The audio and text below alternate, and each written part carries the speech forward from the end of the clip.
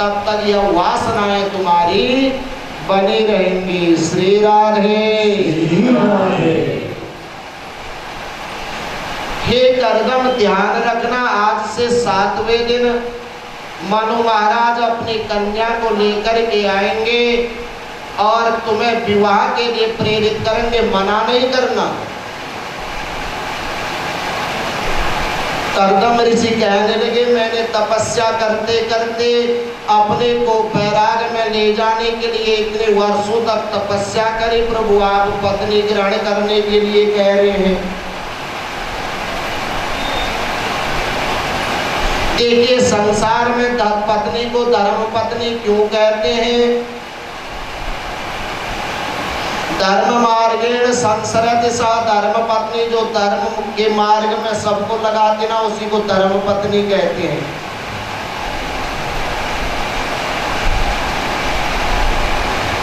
का ध्यान रखना, जब मनु महाराज तुम्हें कन्या देने के लिए आएंगे ना, तुम मना नहीं करना।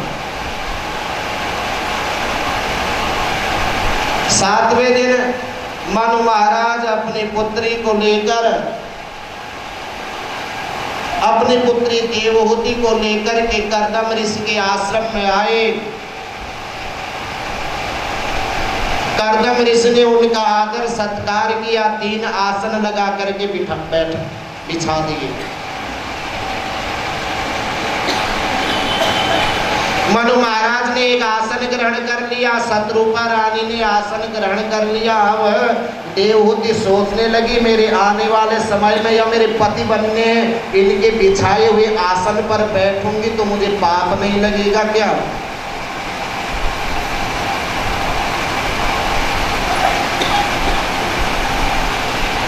कभी भी अपने पति से बैठने के लिए कुर्सी नहीं मंगानी चाहिए, अपने आप लानी चाहिए। कहा यदि मैं मेरे पति के बिछाए हुए आसन पर बैठूंगी तो मुझे पाप नहीं लगेगा क्या? करदम ऋषि ने सोचा कि यह कन्या मेरे दिए आसन पर बैठने नहीं, इसका तात्पर्य है कि अवश्य में भी इसके अंदर तो प्रभु की भक्ति है, या तो ग्रहण करने योग्य है। कहा इस पत्नी को ग्रहण करके मुझे काम नहीं सत्संग मिलेगा।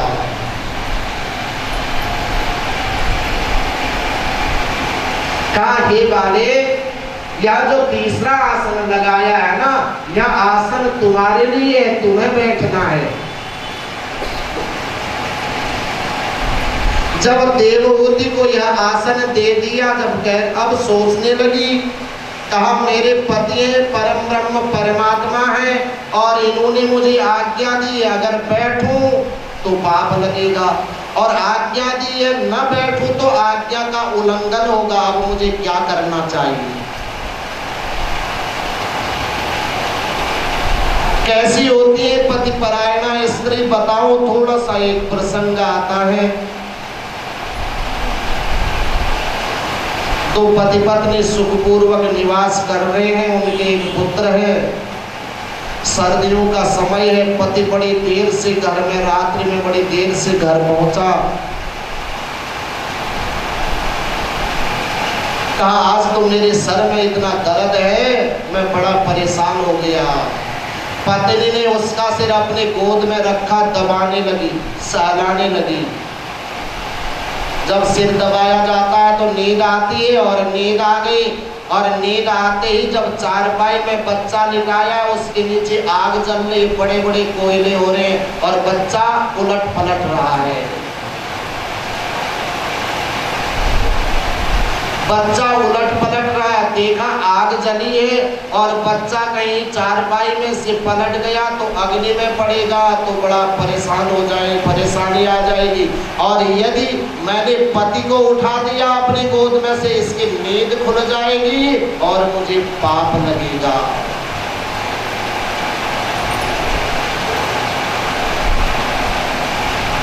इसके नींद खुल जाएगी, मुझे पाप लगेगा, मुझे क्या करना चाहिए? आंखें बंद करके अपने पति की सेवा में लगेगी। कहा पहले तो पति है, पुत्र तो बाद में है। पहले पति है, पुत्र बाद में है, कहा मैं पति की सेवा नहीं छोड़ूंगी, जो कुछ भगवान को मंजूर होगा होने दो। आंखें बंद करके पति की सेवा में लगी रही। वह बच्चा जब उस उल्टा और उस आग करके पड़ा तो आग शीतल हो गई, चंदन के समान ठंडी हो गई। श्री राधे श्री राधे। कैसे ठंडी हो गई? उस स्त्री की पति परायणा भक्ति को देख करके वह आग भी ठंडी हो गई। जब जली हुई आग ठंडी हो जाती है तो ये सांसारिक आग को ठंडे करने का तो इससे बड़ा कोई रास्ता नहीं। देवहूति सोचने लगी अगर बैठती हूँ तो भी ठीक नहीं, अगर नहीं बैठती हूँ तो मुझे आज्ञा दी है, आज्ञा भंगो न कर्तव्य। जब शादी करते हैं ना उस समय भी कहते हैं आज्ञा भंग नहीं करना। ठीक है, कहा शास्त्रों में ऐसा करा है कि थोड़े हाथों से आसन को पीछे खिसका लिया, पीछे खिसका करके बैठ गई। तो कर्दम ऋषि ने देखा यह तो बड़ी योग्य है, पारायणा है और बड़ा सत्संग प्राप्त होगा। अगर मनु महाराज ने कहा तो मैं ग्रहण कर लूंगा पत्नी को। मनु महाराज ने हाथ जोड़कर विनय करी, प्रभु हमारी जो यह पुत्री है ना इसे तुम पत्नी रूप में स्वीकार करो। कर्दम ऋषि को भगवान की बात याद आ गई। भगवान ने कहा था जब विवाह के लिए प्रेरित करने आएंगे मना नहीं करना, मना नहीं करा। और मनु महाराज ने कर्दम के साथ अपनी पुत्री देवहूति का विवाह कर दिया। जो जीव संसार में कर्दम होगा, कर्दम दशेन्द्रियाणाम दमनम यह करोति कर्दमा, जो अपने इंद्रियों का दमन करके उसके ऊपर राज करता है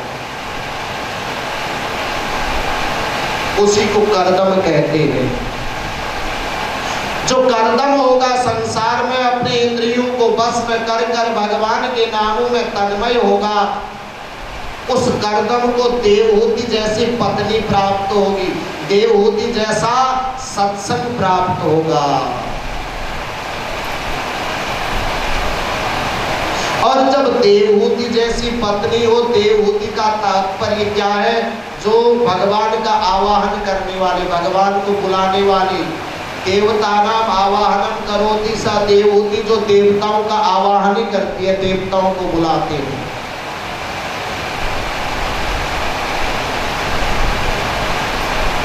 कर्दम ऋषि ने कहा मैं विवाह के उपरांत एक प्रतिज्ञा करी, जब हमारे संतान होगी ना मैं यह सब कुछ छोड़ करके चले जाऊंगा। मनु महाराज ने अपनी पुत्री का विवाह कर दिया और पुत्री का विवाह करके वह तो अपने स्थान को चले गए। इधर कर्दम जी और देवहूति बड़े प्रेम से सत्संग करते रहे और कर्दम ऋषि तपस्या में इतने निरत रहे कि बहुत वर्षों तक तपस्या करते रहे। जब तक देखा और वह धन्य है देवहूति, उसने तो कुछ कहा तक नहीं। एक दिन कर्दम ऋषि तब तपस्या से विरत हुए, सामने दुखी अवस्था में देवहूति के दर्शन करें, मैले कुचैले कपड़े पहने हैं और न तो श्रृंगार किया है, मैंने यह क्या कर दिया। इस संसार में पत्नी को ग्रहण करके यह पत्नी का सुख नहीं प्राप्त हुआ।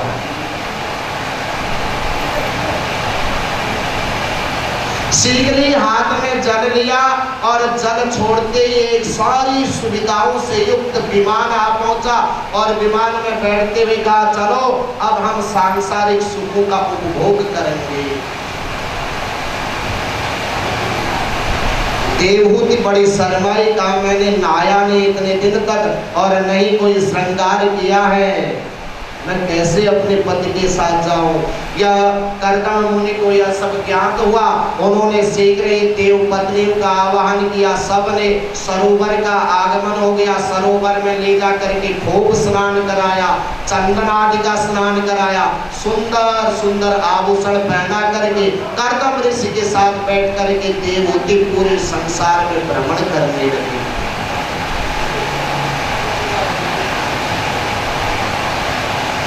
पूरे संसार में भ्रमण करते करते करते एक एक करके उनके 9 कन्याओं का जन्म हुआ। जब 9 कन्याओं का जन्म हो गया तो कर्दम ऋषि क्या कहते हैं, हे देवहूति, हमने तो एक संतान के लिए विवाह करा था, 9 कन्याएं होंगी। कहा महाराज यह कन्याएं तो पराया धन होती है, कहा हमें तो पुत्र की कामना करनी चाहिए। दोनों तपस्या रत हो गए। कर्दम और देवहूति दोनों तपस्यारत हो गए। भगवान ने आकर के दर्शन दिया कि तुमने सदा मेरा भजन किया है, मैं चाहता हूं कि मैं तुम्हारे घर पुत्र रूप से जन्म लूं। श्री राधे श्री राधे। शुभ समय आया और आकाश से देवता लोग पुष्प वृष्टि करने लगे कि अब हमारे प्रभु मर्त्य लोक में जन्म लेने वाले हैं।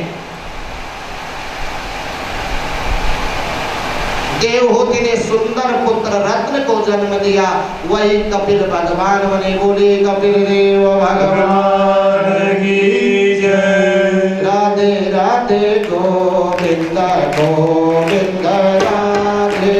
राधे राधे गोविंद गोविंद राधे। राधे राधे गोविंद गोविंद राधे। राधे राधे गोविंद गोविंद राधे। राधे राधे गोविंद गोविंद राधे। राधे राधे गोविंद गोविंद राधे। गोविंद राधे गोविंद राधे। गोविंद राधे गोपाल राधे। गोविंद राधे गोपाल राधे। गोविंद राधे गोपाल राधे। राधे राधे गोविंद गोविंद राधे। राधे राधे गोविंद गोविंद राधे। राधे राधे राधे राधे गोविंद गोविंद राधे। गोविंद राधे मेरे प्रभु राधे। गोविंद राधे मेरे प्रभु राधे। गोविंद राधे बोलो मेरे प्रभु राधे। गोविंद राधे बोलो मेरे प्रभु राधे। राधे राधे गोविंद गोविंद राधे। राधे राधे गोविंद गोविंद राधे। राधे राधे गोविंद गोविंद राधे। राधे राधे गोविंद गोविंद राधे। श्री राधे श्री राधे। कपिल भगवान का जन्म हुआ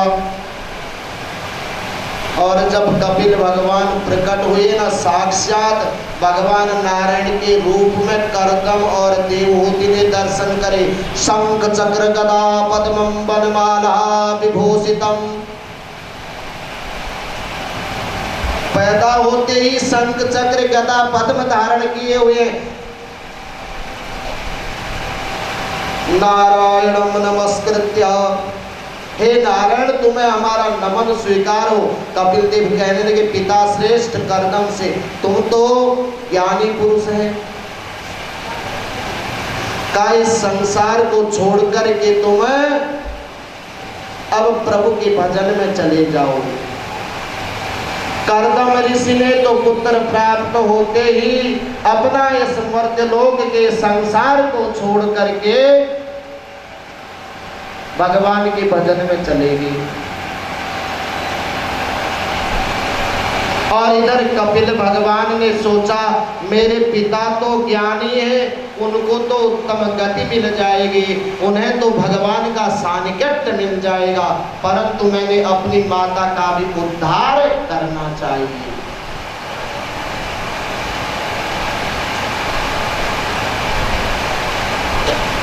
एक दिन माता देवहूति बैठी है और कपिल भगवान ने आकर के माता को सोचा कि इन्हें उपदेश देना चाहिए। उससे पहले जब एक दूसरे के निकट बैठे तो देवहूति कहने लगे, पुत्र मैं तुम्हें परम ब्रह्म जान करके तुमसे प्रश्न करना चाहती हूँ।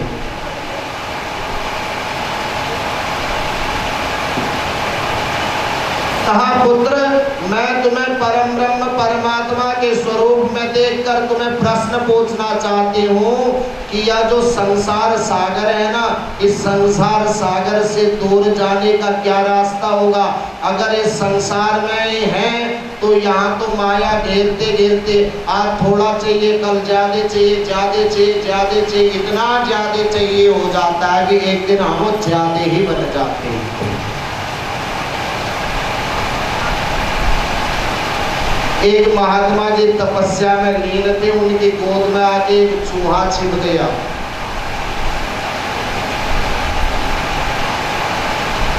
गोद में जब चूहा छिपा तो महात्मा ने देखा और उसको भगाने लगे। कहा, मेरे को मत भगाना, बिल्ली मेरा इंतजार कर रही, वह मुझे खा देगी।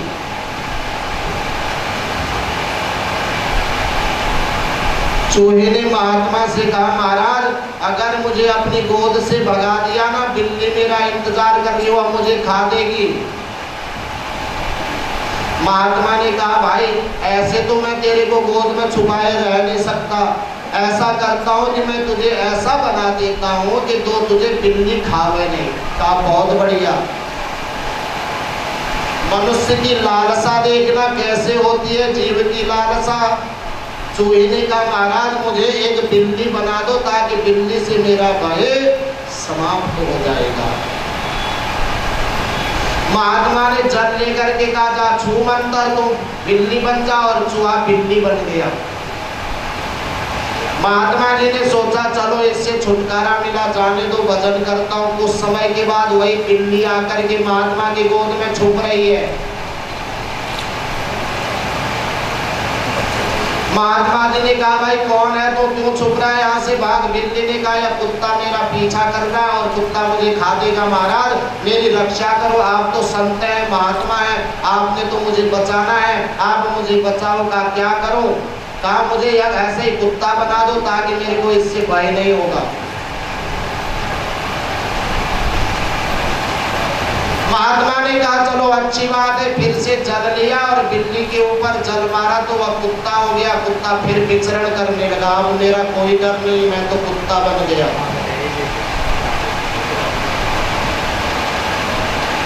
कुछ समय के उपरांत फिर वही कुत्ता आकर के फिर महात्मा के पास कहता, रक्षमाम, हे महाराज मेरी रक्षा करो। क्या हो गया? का एक शेर मेरे पीछे पड़ा है, शेर मुझे खा देगा। कहा, मैं क्या करूं फिर, कब तक तेरी रक्षा करूंगा? कहा, महाराज एक बार कर दो, दोबारा नहीं करता हूँगा। महात्मा जी के पास गया, कहा एक बार मेरी रक्षा कर दो। क्या करूं? कहा, मुझे शेर बना दो, फिर जरूरत ही नहीं पड़ेगी कुछ बनने की। महात्मा ने हाथ में जल लिया और जल मारा तो वह कुत्ता शेर हो गया। जब शेर बन गया ना, यह चूहा और शेर की कहानी नहीं, मनुष्य जीवन के प्रत्येक जीव की कहानी है। जब शेर बन गया अब तो कोई आवश्यकता नहीं होनी चाहिए। काम नहीं, शेर बनकर सोचने लगा इस महात्मा को मैंने मार देना चाहिए, नहीं तो ये कभी मेरे को शेर से चूहा न बना दे। और उस महात्मा को ये खाने के लिए उद्यत हो गया। श्री राधे श्री राधे। जब महात्मा को खाने के लिए वह शेर उद्यत हुआ ना, महात्मा सोचे अच्छा चूहा था, बिल्ली बनाया, बिल्ली से कुत्ता बना, कुत्ते से शेर बना। कहा तो चूहा ही अच्छा था, जल लिया और जल मारा, फिर से वह चूहा बन गया। वही इस जीवन की लीला है। मनुष्य सोचता है मेरे वैभव बनते रहे, बनते रहे, बनते रहे। सुख की चाहत में मनुष्य दुख की ओर भागते चले जाता है, दुख की ओर इतना भागते चले जाता है जहां से सुख